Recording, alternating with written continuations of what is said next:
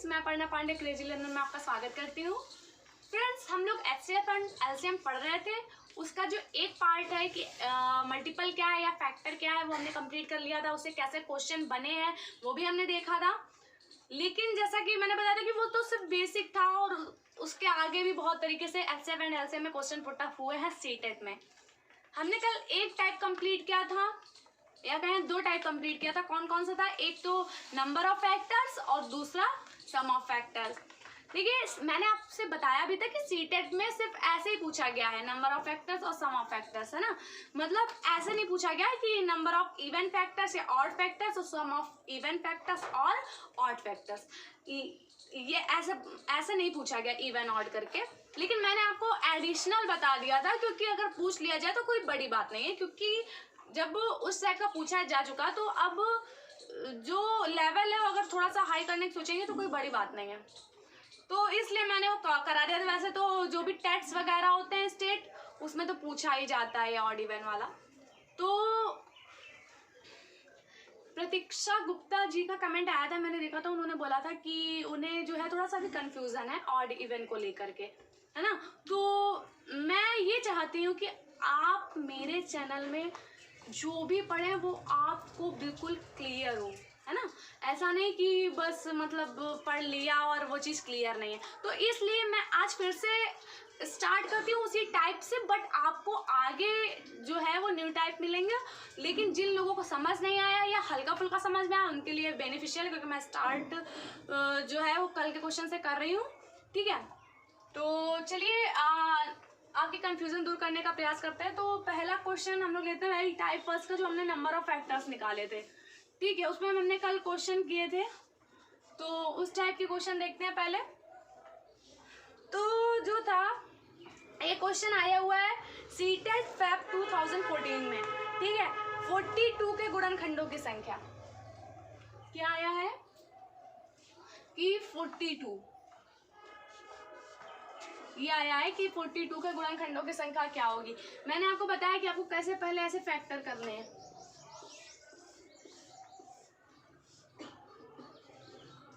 2 2 जा 4, 2 1 जा 2। फिर अभी 2 से कटेगा कि नहीं कटेगा? आप बताइए। नहीं कटेगा क्योंकि 1 है लास्ट में। तो आप क्या देखेंगे, 3 से कट रहा है या नहीं। तो 3 से आप कैसे देखेंगे? मैंने बताया कि आप ऐड करके देख लीजिए। अगर ऐड जो भी आ रहा है वो अगर 3 से कट रहा है तो वो संख्या भी 3 से कटेगी। तो ये देखिए 2 और 1 कितना हो गया? 3। तो 3 क्या 3 से डिविजिबल है? बिल्कुल है। तो 3 7 जा 21 और 7 1 जा 7, ठीक है। तो इधर हमारा क्या आ गया? 2 × 3 × 7, ये आ गया। अब हमें नंबर ऑफ फैक्टर्स जब भी निकालते हैं तो मैंने देखा कि पहले देखिए 2 3 7 ये सब कितनी बार लिखे? सिर्फ एक बार लिखे तो पावर 1 1 हो जाएगी, है ना। और हमें नंबर ऑफ फैक्टर्स निकालने, टोटल फैक्टर्स पूछा गया है ना, नंबर ऑफ टोटल फैक्टर्स या गुणनखंडों की संख्या, ठीक है। तो वो अगर हम निकालेंगे तो कैसे निकालेंगे? मैंने आपको बताया कुछ भी नहीं करना है आपको। जो भी आपके फैक्टर्स हुए हैं उनकी जितनी पावर है उसमें बस 1 1 आपको ऐड कर देना है। पावर यहाँ 2 की पावर 1 थी तो 1 + 1, 3 की पावर फिर बीच में मल्टीप्लाई लगाएंगे, फिर ऐसे 3 की पावर 1 थी तो 1 + 1, 7 की पावर 1 तो 1 + 1। कितना आ गया आपका? 2 2 और 2 कितना आ गया? 4 2 2 जा 4 2 जा 8। तो नंबर ऑफ टोटल फैक्टर्स कितना हो गया आपका? 8, ठीक है। तो ये हो गया। अब इसी में मैं ऑड इवन आपको समझाने का प्रयास कर रही हूँ, ध्यान से समझिएगा, बिल्कुल भी कंफ्यूज होने की जरूरत नहीं है, ठीक है। तो अगर नंबर ऑफ इवन फैक्टर्स मतलब सम गुणनखंडों की संख्या पूछ लेता तो आप क्या बताते हैं? सम गुणनखंडों की अगर पूछेगा तो आपको बस एक बात याद रखनी है कि आपको जो भी सम संख्या दी हुई है, जो भी सम इसमें है ना, उसमें उसकी पावर में हम लोग एक ऐड नहीं करेंगे। जैसा है वैसा ही लिख देंगे। तो एक ऐड नहीं करेंगे तो सिर्फ एक पावर थी तो हमने एक ही लिख दी। फिर मल्टीप्लाई में अब जो बाकी और भी हैं इवन को छोड़ के जो भी नंबर हैं उनको हम लोग वैसे ही जैसे हम 1 ऐड कर रहे थे वैसे 1 ऐड कर देंगे, बस क्या दिक्कत है। बिल्कुल भी घबराने की जरूरत नहीं है, समझने का प्रयास कीजिए, ठीक है। आपको बिल्कुल मैथ नहीं आती, आप बिल्कुल भूल जाइए कि ये दिमाग से निकाल दीजिए कि मुझे मैथ नहीं आती है, ठीक है। अब आप मैथ सीख रहे हैं, अब आप सोचिए कि मुझको मैथ आती है, ठीक है। क्योंकि जो डर होता है ना मैथ के लिए, वो सबसे बड़ा जिम्मेदार होता है कि आपको मैथ नहीं आती इसका। और वो डर कैसे बनता है, क्योंकि आपको वो चीज़ें बहुत ज़्यादा क्लियर नहीं होती, और जब क्लियर होती जाती है तो वो सब्जेक्ट हमें अच्छा लगने लगता है। तो देखिए ये हो गया 2 2 जा, अब ये 2 2, तो 1 मल्टीप्लाई 2 कितना हो गया, 4 हो गया। क्या दिक्कत है बताइए, क्या दिक्कत आ रही है। अब ऑड विषम अगर आपको पता करना है कि ऑड नंबर ऑफ फैक्टर्स कितने, तो ऑड में आपको याद रखना है कि कोई भी इवन वाला नंबर आपको बिल्कुल छोड़ ही देना है। तो इवन को हम लेंगे ही नहीं, और सीधे ऑड वाले जो फैक्टर्स हैं उनकी पावर्स को लेंगे। तो बस 1 + 1 मल्टीप्लाई 1 + 1 कितना हो गया, 2 2 जा 4, है ना। और आपका आंसर सही है या नहीं, आप ऑड और इवन को ऐड कर लीजिए, दोनों का टोटल नंबर ऑफ फैक्टर्स के बराबर आ रहे हैं, तो आपका जो आंसर आया वो सही है। तो आई होप आपको समझ आ रहा होगा, ठीक है। तो अब आपको कंफ्यूजन नहीं होगी मेरे ख्याल से, ठीक है। और एक और बात मैं बताना चाहती हूँ कि जैसे ये सबसे बड़ा इशू है कि मतलब हम प्रैक्टिस कहाँ से करें। तो देखिए जब भी मैं कोई चैप्टर कंप्लीट कराऊंगी, है ना, जब चैप्टर कंप्लीट, जैसे HCF एंड एल्सियम चल रहा है, तो HCF एंड एल्सियम जब कंप्लीट होगा उसके बाद मैं प्रैक्टिस क्वेश्चन PDF में डालूंगी, ठीक है। क्योंकि ऐसे पॉसिबल नहीं हो पाता कि मैं उसके बाद भी फिर चैप्टर भी पहले अलग करूं और फिर उसके बाद चैप्टर के बाद फिर उनके टाइप्स भी अलग अलग करके आपको PDF प्रोवाइड कराऊं, ऐसा नहीं हो सकता। तो क्या करूंगी, जो एक चैप्टर है उसमें सीटेड में जैसे भी क्वेश्चन पूछे गए उनको एक तरीके से दे। और ये क्लास मेरी पेपर 1 के लिए, मैंने पहले ही बताया था कि पेपर 1 के लिए, पेपर 1 में जो मैथ आती है, ठीक है। बट अगर आप पेपर 2 भी देने जा रहे हैं, तो जब तक पेपर 1 आपको नहीं आता होगा तो पेपर 2 में आप कैसे कर पाएंगे, क्वेश्चन को कैसे देख पाएंगे, कैसे उसको सॉल्व कर पाएंगे, है ना। तो इसलिए पेपर 1 तो इम्पोर्टेंट हो ही जाता है। तो इसमें बेसिक का मैं बेसिक से स्टार्ट कर रही हूँ, बिल्कुल बेसिक से सब चीज़ें पढ़ा रही हूँ, आपको बिल्कुल भी डरने की जरूरत नहीं है, ठीक है। तो आ गया होगा आई होप आपको, तो इसलिए आपको ध्यान रखना है ऑड इवन का। चलिए ये अब आपको समझ आ गया होगा टाइप 1। अब हम लोग टाइप 2 में, आप क्वेश्चन नोट करते चलिए, ठीक है। आप क्वेश्चन नोट करेंगे तो आपको टाइप अलग अलग समझ में आएंगे। जैसे मैं टाइप वाइज कराती हूँ, आप वैसे ही टाइप डालिए, चैप्टर डालिए, टाइप डालिए, तो आप देखेंगे बाद में सीटेट में आपको बिल्कुल प्रॉब्लम नहीं होगी जब आप क्वेश्चन पेपर सॉल्व करने जा रहे होंगे, क्योंकि आप एक बार रिवाइज कर लेंगे, आपको सारे टाइप्स रिवाइज हो जाएंगे, ठीक है। तो आप बनाते चलिए, अब स्टार्टिंग है ना। चलिए अब हम लोग अपने नेक्स्ट टाइप पे आते हैं जो टाइप 2 है, ठीक है। अगर में हमारा क्या था कि चलिए क्वेश्चन लेते हैं पहले। तो ये क्वेश्चन आया हुआ था सितंबर 2014 में, 210 के धनात्मक गुणनखंडों का योग, मतलब 210 के धनात्मक का मतलब हो जाता है पॉजिटिव, गुणनखंड का मतलब हो जाता है फैक्टर। तो हमें फैक्टर वो आपको घुमाने के लिए ऐसा लिख देगा कि आप बिल्कुल कंफ्यूज हो जाएं। पॉजिटिव सोचिए कि अरे वो तो टोटल था, वो पॉजिटिव था या नहीं, ठीक है। तो पॉजिटिव ही है वो उसका मतलब, ठीक है। फैक्टर बोले या पॉजिटिव फैक्टर बोले, तो 210 है आपका। तो इसका मैंने बताया कि पहले आपको गुणनखंड करना है। गुणनखंड करेंगे आप तो यहाँ पर आ जाएगा 2 1 जा 2। अब देखिए 1 है, 1 जा नहीं रहा है किसी से, तो यहाँ पर 0 आ जाएगा। 2 5 10, ये गलती सबसे होती है ना। अभी आप लिख देते हैं यहाँ पर 15, 2 1 2, 2 5 10, पर ये गलती नहीं करनी है। आप 15 कब लिखोगे, जब ऐसे लिखा हो, मान लीजिए ये लिखा है आपका ये, ठीक है। तो आपने लिखा 2 1 जा 2 और 1 यहाँ बचा है ना, इसलिए आप 2 5 10 कर दे रहे हैं। अब यहाँ नहीं है, कुछ बच ही नहीं रहा है, तो आप एक ही डिजिट तो लेंगे, 2 डिजिट्स में थोड़े ना पहुंच जाएंगे। तो ये हो गया आपका। फिर यहाँ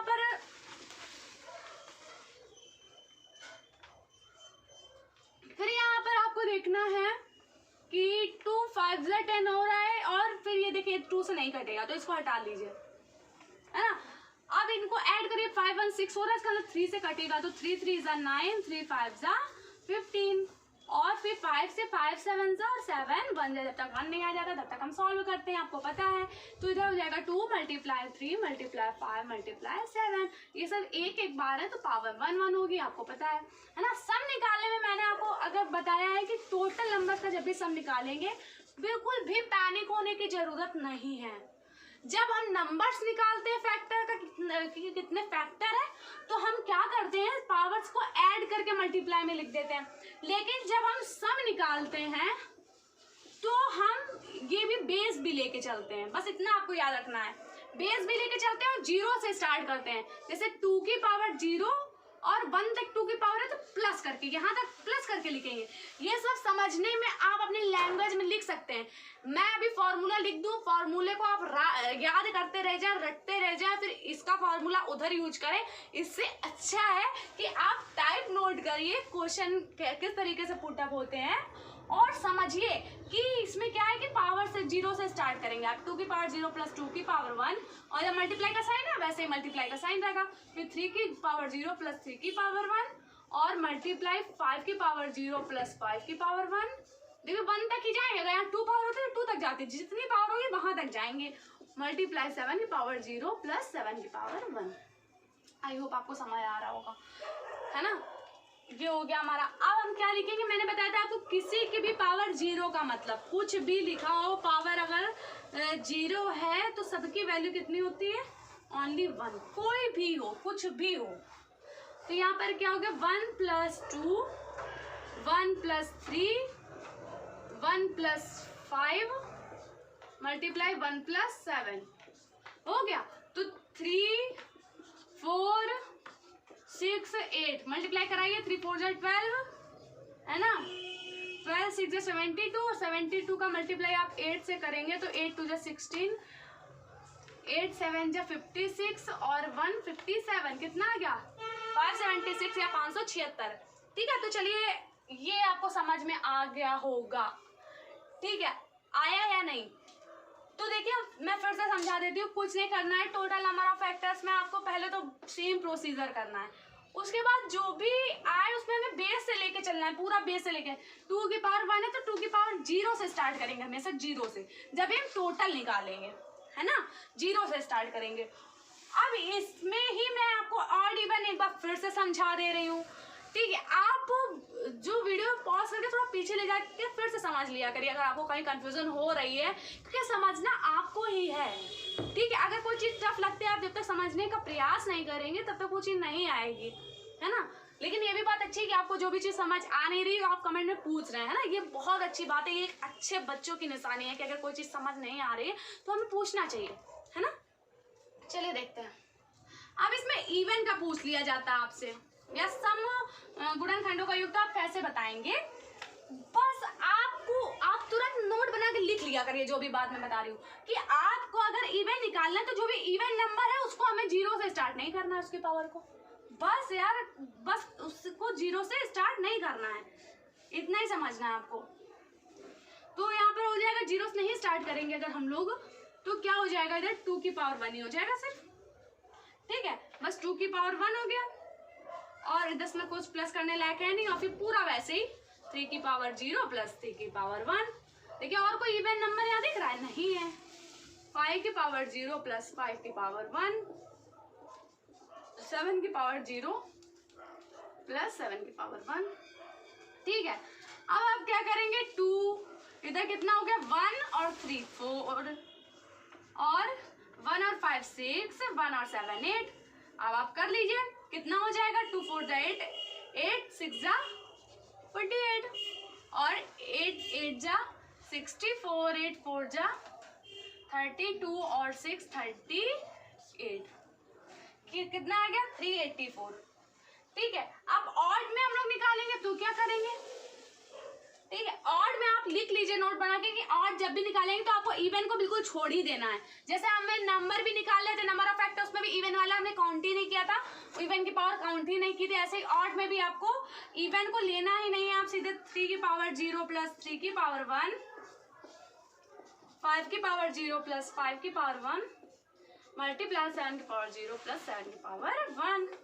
तो इतना इधर कितना हो गया, 1 प्लस 3, कितना हो गया, 1 प्लस 3 4, मल्टीप्लाई 6 मल्टीप्लाई 8, कितना हो जाएगा, 8 6 जा 48, और 4 से मल्टीप्लाई कराएंगे, 4 8 जा 32, 4 4 जा 16, 3 19, 192 और 384। आप ऐड करके देख लीजिए, अगर ये 576 आ रहा है टोटल नंबर ऑफ फैक्टर, तो आपने सही सॉल्व किया इवन और ऑड।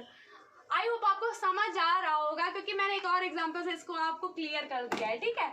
तो बिल्कुल भी पैनिक होने की जरूरत नहीं है मैथ को लेके, और ये मेंटेलिटी आप मन से हटा दीजिए कि मैथ टफ है। आप अगर ये मेंटेलिटी हटाएंगे तभी आप समझ पाएंगे, ठीक है। तो चलिए अब हम लोग जो हमारा नेक्स्ट टाइप है उस पर हम लोग आते हैं, उससे कैसे क्वेश्चन पुट अप हुए हैं।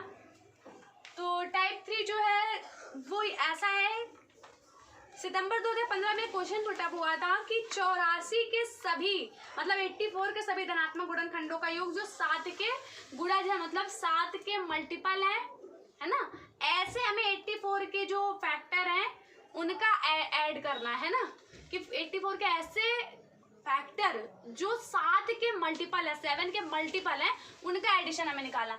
तो ऐसे क्वेश्चन में आप बिल्कुल भी पैनिक होने की जरूरत नहीं। 7 के मल्टीपल की बात कही गई है, आप 7 के मल्टीपल लिखना स्टार्ट कर दो।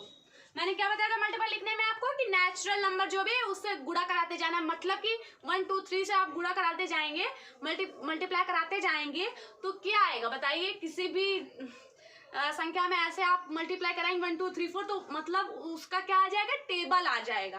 तो वही टेबल आपको लिख देना, 7 14 21 28 35 है ना, ये तो ऐसे ही आप लिखते जाएंगे, क्योंकि 84 तक बोला जा रहा है कि 84 का फैक्टर है, तो हमें थोड़ा ज्यादातर लिख लेना है, इसको पूरा लिख लीजिए।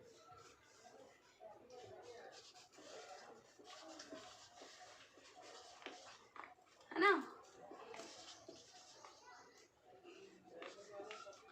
ठीक है। अब 84 तक है ना, तो अब उससे कम वाले आप पूरे लिख लेंगे, फिर 84 आ जाएगा, सॉरी 77 फिर 84। अब आपको बताना है 84 के ऐसे फैक्टर। अब 84 के फैक्टर का मतलब क्या होता है, मैंने आपको पहली क्लास में बताया था। फैक्टर का मतलब होता है कि जो भी संख्या दी हुई है उसका फैक्टर वो संख्या होंगी जो उसको पूरा पूरा काट दे। तो आप 84 लेके चल रहे हैं ना, तो आप 84 को देखिए कि क्या 7 इसको काटेगा, भाई बिल्कुल 7 तो काटेगा ही, है ना। जो 7 के गुणज है, तो एक तो ये हो गया कि 7 पूरा इसको काट रहा है, 7 1 जा 7 7 2 जा 14, ठीक है। और आपको कौन सा लेना है, ये देखिए 14 क्या काट रहा है, टेबल आप देखिए तो 14 6 होता है, ठीक है। 84 21 से कट रहा है क्या, आप देखिए 21 से कट रहा है, तो 21 से आप देखेंगे तो ये कट रहा है ना, 4 आएगा। 28 से देखिए कि ये कट रहा है क्या, तो 28 से आप देखेंगे, देखिए आप ऐसे भी देख सकते हैं, जैसे 8 है इसके लास्ट में और यहाँ पर 4 है, तो आप देखिए टेबल पढ़िए कोई भी कि इधर लास्ट में 4 आ रहा है कि नहीं, तो 8 1 जा 8 8 2 जा 16 8 3 जा 24, तो इसका मतलब देखिए 3 टाइम्स जा सकता है। जरा देखिए, जरा 3 से मल्टीप्लाई करा के ऐसे ही आपको चेक करना है, क्योंकि वहाँ आपको कोई समझाने नहीं आ रहा है। मैं ऐसी कोई बात नहीं बता सकती हूँ कि मैं आपको ऐसा बताऊँ कि आप इसको रख लीजिए ऐसा हो जाएगा। आपको वहाँ जो स्किल होती है आप चेक करने की, वो आपको सिखा रहे हैं कि आप ऐसे चेक कर सकते हैं कि आपने यहाँ देखा, तो देखिए साफ सीधी बात है कि ये 25 से ऊपर है ना, तो कितना होता है 25 75 है ना, 25 3 जा 75, तो इसका मतलब तो ये कि 7 जो ये है ये 3 टाइम्स से ज्यादा नहीं होगा, तो 3 8 जा 24 3 2 जा 6 2 8 कट रहा है, तो ये भी हो गया हमारा 75। बिल्कुल 35 बिल्कुल नहीं कटेगा, क्योंकि 35 2 जा कितना हो गया 70, 2 जा ही 70 हुआ जा रहा, तो ये कहाँ से कट रहा है, बिल्कुल नहीं कटेगा, तो ये आपको नहीं लेना है, ठीक है, ये नहीं लेना है। फिर 42 देख लीजिए, तो 42 2 जा 84 हो जाएगा। 49 से साफ सीधी बात है नहीं कटेगा, है ना। 56 कैसे कटेगा, ये 2 टाइम्स नहीं जाएंगे सब। 63 भी नहीं कटेगा, 70 ये भी नहीं कटेगा, और 77 नहीं कटेगा, क्योंकि 77 का आप टेबल पढ़ेंगे कहाँ से आ जाएगा 84 में, 84 खुद से कट जाएगा। तो एक तो ये हो गया, और किसी भी संख्या का मल्टीपल सॉरी हाँ ये 1 भी होता है ना, तो आपसे जो क्वेश्चन पूछा गया था कि 84 के सभी धनात्मक गुणनखंडों का योग जो 7 के गुणज हैं, तो देखिए 7 के गुणज कौन कौन से हो गए, 7 14, ये गुणनखंड भी है ना इसके 84 के, 21 28 42 84। तो चलिए अब इसको हम लोग ऐड करते हैं, तो क्या आ जाएगा 4 4 8 8 8 2 10 11 और 8 कितना हो गया 19 और 7 26।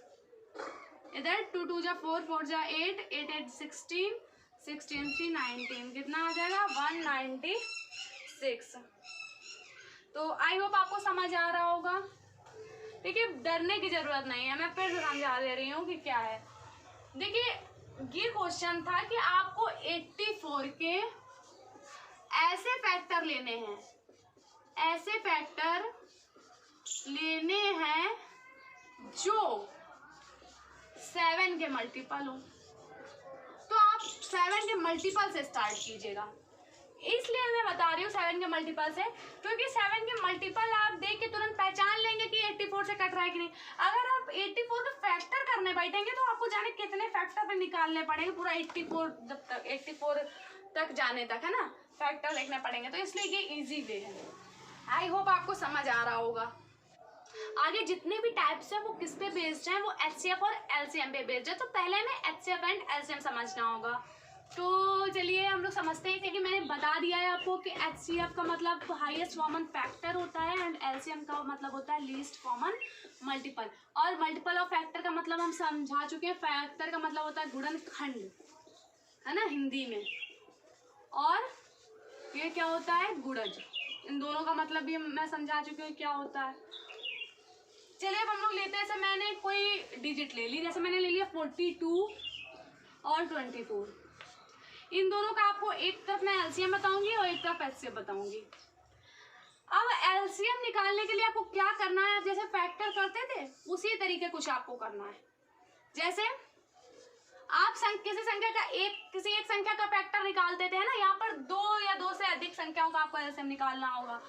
LCM निकालने के लिए आप क्या करेंगे, पहले तो आप 2 से देखेंगे कब तक कट रही है। 2 2 जा 4 1, 2 1 जा 2 2 2 जा 4। अब आप देखेंगे कि 12 और ये 21 है ना, ये 12 है और ये क्या है 21 है। अब 2 से 12 तो कट रही है लेकिन 21 नहीं कट रही है। तो कोई एक भी संख्या अगर कट रही है तो हमें उसको वैसे ही काटना है। जैसे 2 लिखा, अब यहाँ 21 है, नहीं कट रही तो हम 21 ही लिख देंगे, और जो कट रही है तो यहाँ पर लिख देंगे 2 6 जा 12। अब क्या करेंगे हम लोग, अभी भी देखिए 2 से 6 कट रही, 21 नहीं कट रही, पर 6 तो कट रही है ना, तो आपको 21 वैसे ही लिख देना है, 2 3 जा 6। अब देखिए क्या 2 से कोई भी कट रही है, नहीं कट रही है, तो अब आप 3 लेंगे। 3 7 जा 21, 3 1 जा 3। अब 7 से ही कटेगी, तो जब तक लास्ट में 1 1 नहीं आ जाएगा, 1 1 1 जो जितने भी संख्या दी गई है तब तक हम लोग करते रहेंगे। और अगर एक भी संख्या कट रही है तो हम पहले ही वाले फैक्टर से उसको काटते रहेंगे, ठीक है। जब कटना बंद कर देंगे तब नेक्स्ट वाली हम लेंगे। तो देखिए इसका हमारा क्या हो जाएगा, 2 × 2 × 2 × 3 × 7। तो ये हमारा क्या होता है, LCM होता है। अब मल्टीप्लाई आप करा लीजिए, 2 2 जा 4 2 जा 8 8 3 जा 24 और 24 मल्टीप्लाई आप 7 करेंगे तो क्या हो जाएगा, 7 4 जा 28 और 7 2 जा 14 2 16, ठीक है। तो कितना आ गया हमारा 168 क्या आ गया हमारा LCM, ठीक है। आई होप आपको समझ आ रहा होगा कि LCM क्या है। चलिए अब हम लोग जानते हैं कि हम लोग HCF कैसे निकालते हैं, ठीक है। HCF कैसे निकालते हैं, तो हमारी जो डिजिट्स हमने ली थी हम वही डिजिट में बताते हैं कि आपको 24 थी हमारी और 42, इसमें बताते हैं हम लोग HCF कैसे निकालेंगे। तो देखिए HCF निकालने की अलग अलग विधियां हैं, आप कोई भी यूज कर सकते हैं। मैं अगर बताऊं तो जो अच्छी विधि है, सबसे अच्छी मुझे लगती है, वो होती भाग विधि। मतलब उसमें आप कैसे करते हैं, देखिए मैं बताती हूँ। जैसे 24 42 आपको दिया गया तो आप 24 ऐसे लिखिए और अंदर कर दीजिए 42, ठीक है।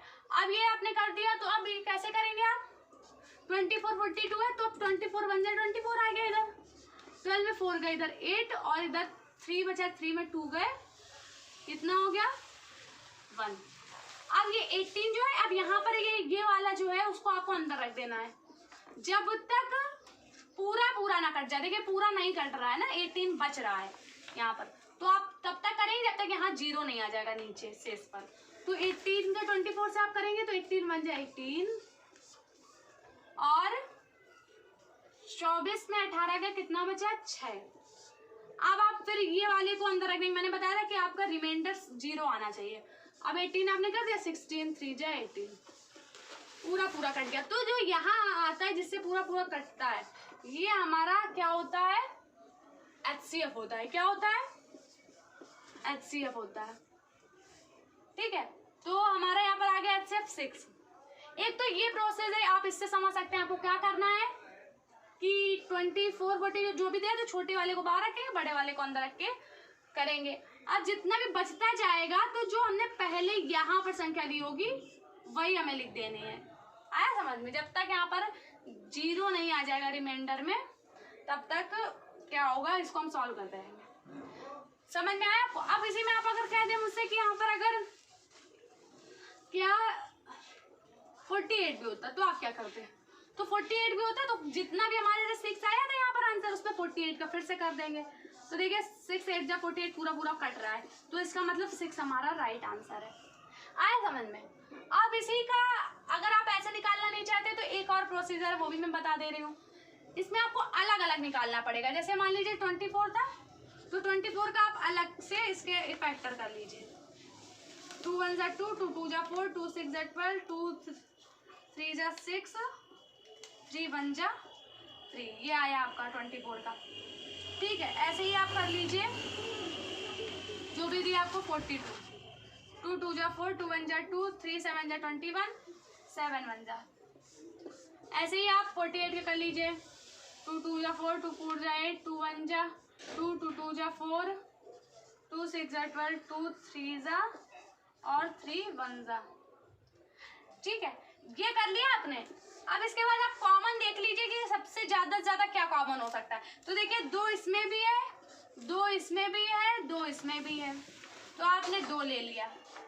ठीक है, अब देखिए दूसरा वाला अगर हम 2 ले तो वो इसमें नहीं है ना, इसमें तो इसमें है लेकिन इसमें नहीं है दूसरा 2, तो वो नहीं लेंगे। अब 2 नहीं लेंगे। अब 3 आप लीजिए, तो 3 देखिए इसमें भी है, इसमें भी है और इसमें भी है, तो 3 भी इधर कॉमन हो गया। तो जो भी कॉमन ज्यादा मिल सकता है, 7 इसमें है लेकिन ना इसमें ना इसमें, तो बस इतना ही कॉमन मिल सकता है। तो ये हमारा क्या आ जाएगा?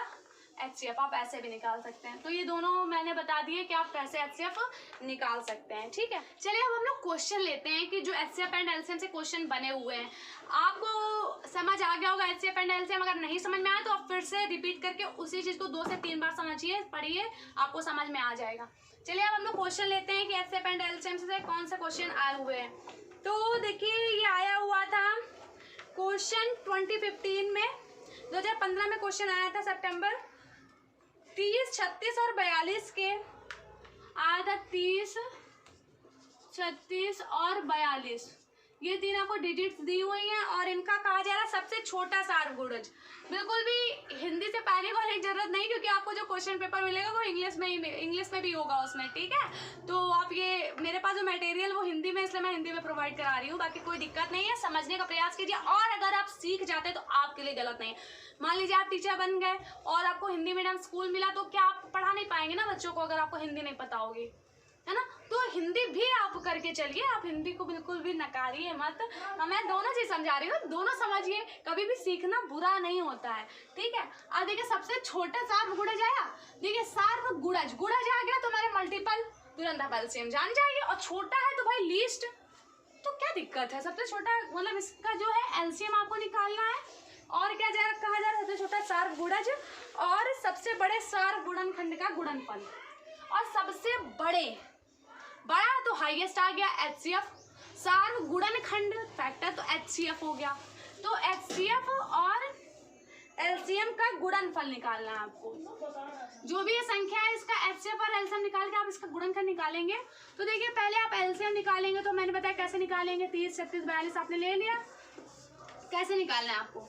कोई भी एक डिजिट आपने 2 ले ली, 2 1 जा 2, 2 5 जा 10, 2 1 जा 2, 2 8 जा 16, 2 2 जा 4, 2 1 जा 2। अब देखिए ये दिन दोनों नहीं कट रहे, पर ये तो कट रहा है ना। जब तक अगर कोई एक भी संख्या कट रही होगी तो हम वही लेते रहेंगे। तो 2 1 जा 2, 2 9 जा 18 और 21। वैसे ही हमने 9 15 और 21 वैसे ही लिख दिया। लेकिन अब देखिए क्या ये 2 से कट रहा है? इनमें से कुछ भी नहीं कट रहा है, तो अब हम 3 लेंगे। 3 हम लोग जैसे ही लेंगे तो यहाँ आ जाएगा 3 5 जा 15, 3 3 जा 9, 3 7 जा 21। अभी देखिए ये कट रहा है, ये दोनों नहीं कट रहे हैं, मत कटने दीजिए, इनको वैसे ही लिख देंगे 3 1 जा 3। अब देखिए 5 से 5 1 7, अब ये 7 से जब तक 1 1 1 नहीं आ जाए तब तक हम लोग करते रहेंगे। तो हमारा क्या आ गया यहाँ पर एलसीएम, आप मल्टीप्लाई कराइए 2 2 जा 4, 4 3 जा 12 12, है ना। या फिर मैं मल्टीप्लाई कराने का और भी ऐसे देखिए 2 2 है, 3 3 5 7। तो आप देखिए ऐसे कर सकते हैं 5 3 जा 15 15, 2 जा 30 30 हो जाएगा 60, है ना। और 60 हो गया यहाँ पर, और फिर आप 3 से मल्टीप्लाई करा दीजिए तो 60 3 का कितना हो जाएगा 180, और फिर 7 से मल्टीप्लाई करा दीजिए तो कितना हो जाएगा 7 0 0 7 8 जा 56, 7 1 जा 7 1 8, सॉरी हाँ इसमें मल्टीप्लाई आप कराएंगे तो क्या आ जाएगा 7 0 0 7 8 जा 56, 5 यहाँ पर 7 1 जा 7 और 5, ठीक है 1 2 6 0, ये आपका आ गया। ठीक है, अब आप देखेंगे ये हो गया हमारा। अब ये तो एलसीएम की बात हुई, अब हम एचसीएफ कैसे निकालेंगे। तो एचसीएफ के लिए मैंने आपको बताया आप अलग अलग भी निकाल सकते हैं, या फिर ये वाला प्रोसेस हमको अच्छा लगता है क्योंकि इससे क्या है कि जल्दी निकल आता है आपका आंसर। ऐसे आप करेंगे 30 1 जा 30, 6 बच रहा है, जब तक रिमाइंडर बचता है तब तक हम सॉल्व करते रहते हैं, जब तक 0 नहीं आ जाता रिमाइंडर का। अब यहाँ 6 है, अब हम ये वाली डिजिट लेंगे तो यहाँ आ गया 30, 6 5 जा। आप देखिए पूरा पूरा कट रहा है तो ये 6 हमारा इन दोनों का क्या आ गया एचसीएफ आ गया। लेकिन अभी हमारे पास 42 भी है तो हमें 6 और 42 का कराएंगे अब, तो 6 7 जा 42, ये भी पूरा पूरा कट रहा है तो 6 हमारा एचसीएफ आ गया। अब 6 और इसका हमें क्या करना है मल्टीप्लाई, जैसा कि आपको पता है कि हमें मल्टीप्लाई निकालना है तो क्या आ जाएगा 0 6 6 जा 36, 6 2 जा 12 और 3 15, 6 1 जा 6 1 7 7 5 6 0। तो देख लीजिए कि आपका जो डी ऑप्शन है वो सही हो जाता है। आई होप आपको समझ आ रहा होगा। मैं फिर से इसको समझा देती हूँ। एलसीएम और एचसीएफ का मल्टीपल आपको निकालना था, है ना, क्योंकि सार्वगुणज गुणज सार्वगुणज गुणज का मतलब मल्टीपल होता है, मैंने बताया है ना। सबसे छोटा है तो साफ सीधी बात छोटा है तो ये भी एलसीएम ही हो गया, और सार्वगुणनखंड तो एफ से फैक्टर से गुणनखंड और हाईएस्ट है ना सबसे बड़ा। एलसीएम निकालते हैं, कैसे निकालते हैं, जब तक कोई एक संख्या कट रही होती है तब तक हम एक ही फैक्टर से काटते रहते हैं। यहाँ तक कट रही थी, बाकी जो नहीं कट रहे उनको वैसे ही लिख देते हैं। ऐसे करके हम इसको एलसीएम को निकालते हैं। एचसीएफ आप अलग अलग करके भी निकाल सकते हैं, जैसे 30 के फैक्टर कीजिए 36 के और 42 के, जैसे मैंने पहले बताया, और फिर उसमें जो भी कॉमन है उसको लिख लीजिए, वो हाईएस्ट कॉमन फैक्टर हो जाता है। ठीक है, और इसमें क्या है आपको कि ऐसे अगर आप निकाल रहे हैं ये सबसे इजी होता है निकालना, तो आप पहले सबसे छोटी डिजिट रखेंगे उसके बड़ी वाली बीच में रखेंगे। आप ऐसे करेंगे 31 जा 30 आया 6 बचा तो यहाँ वाली जो डिजिट है उसको हम यहाँ लिख देंगे। आया समझ में? तो आई होप आपको समझ आ रहा होगा। तो हमारा ये क्वेश्चन भी जो ये टाइप था टाइप 4 है ना, टाइप 3 तक हम लोग कर चुके थे, तो टाइप 4 ये हमारा हो गया।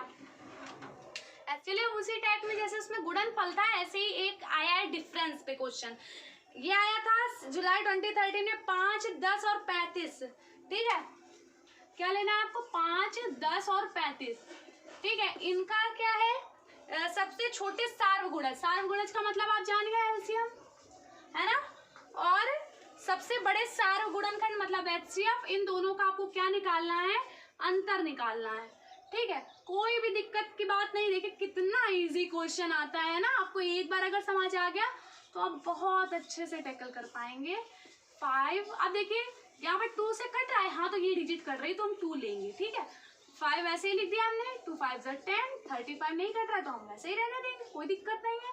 अब ये 3 से इनमें कोई भी डिजिट नहीं कट रही, आप जानते हैं, तो 5 लेंगे सीधे, 5 1 जा 5, 5 1 जा 5, 5 7 जा 35।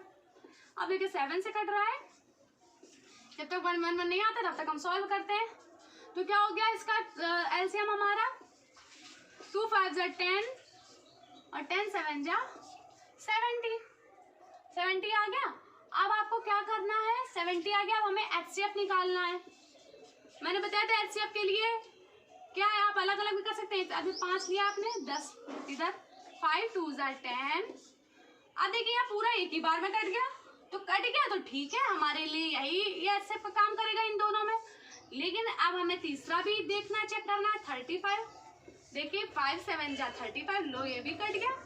इसका मतलब 5 हमारा जो है वो क्या है, हाईएस्ट कॉमन फैक्टर, मतलब HCF हमारा 5 आ गया। अब हमें इन दोनों का डिफरेंस निकालना है, ठीक है, LCM और HCF का।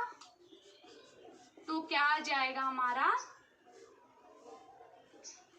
LCM और HCF का डिफरेंस निकालना है, यहाँ पर निकाल देते हैं, माइनस HCF करना है। तो क्या आ जाएगा आपको, 70 - 5, आंसर हो जाएगा हमारा 65।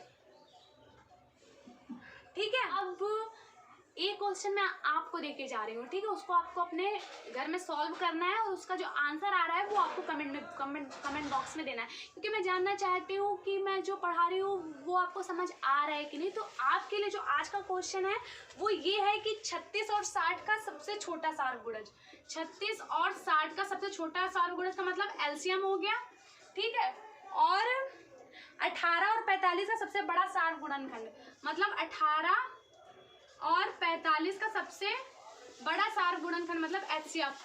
इन दोनों का आपको क्या करना है, डिवीजन, मतलब इसका LCM और इसका HCF, मतलब LCM डिवीजन HCF निकालना है आपको, ठीक है।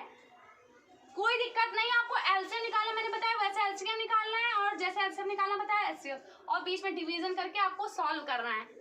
देखते हैं कि आपको ये बात समझ आई है कि नहीं। ये क्वेश्चन का जो मैं आंसर अपने नेक्स्ट वीडियो में करवाऊंगी, और जो भी थोड़े बहुत बचे क्वेश्चन है HCF एंड LCM के उसमें कवर कर लूंगी। आपकी जो भी उसको लेके क्वेरीज हैं आप कमेंट बॉक्स में दीजिए, आपको क्या समझ में नहीं आया, तो मैं नेक्स्ट वीडियो में कंप्लीट कर दूंगी, उसके बाद मैं नेक्स्ट चैप्टर स्टार्ट करूंगी, ठीक है। तो चलिए इसी के साथ मिलते हैं हम लोग अपने नेक्स्ट वीडियो में, ठीक है। लेकिन मेरे चैनल को सब्सक्राइब करना और वीडियो अगर पसंद आया तो लाइक करना बिल्कुल मत भूलिएगा। Thank you.